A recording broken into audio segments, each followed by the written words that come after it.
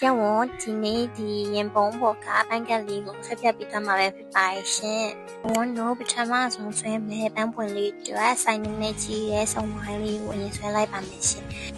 ဒီနာကပန်းပွင့်လေးနှစ်ပွင့်အတွက်ကြတော့ပထမဆွဲပေးတဲ့ဆောင်းဝိုင်းထဲနည်းနည်းတီးတဲ့ဆောင်းဝိုင်းလေးကိုကျန်ဝန်တို့ဆွဲပါမယ်ရှင်။ပြီးရင်တော့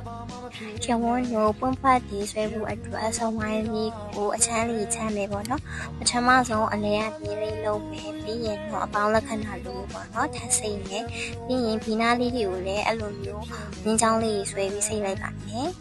ကွန်ပလီကိုဆက်ဆွဲလိုက်ရအောင်ရှင်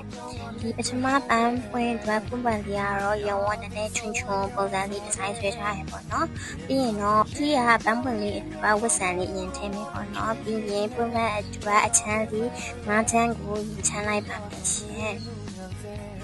ပွင့်ဖက်အတွက်အချမ်းလေးငါးချမ်းချမ်းပြီးပြီဆိုရင်ရောင်ဝန်းတို့ပွင့်ဖက်လေးတွေကိုလိုက်ထည့်ပါမယ်ရှင်ဒုတိယပန်းလေးကတော့ပွင့်ဖက်ဝိုင်းဝိုင်းလေးတွေနဲ့ပါရှင်တတိယပန်းလေးကိုလည်းရောင်ဝန်းလုံးပစံလေးနဲ့ထည့်လိုက်ပြီပေါ့နော်ပြီးရင်တော့ပထမပန်းပွင့်လိုမျိုးသူ့ကို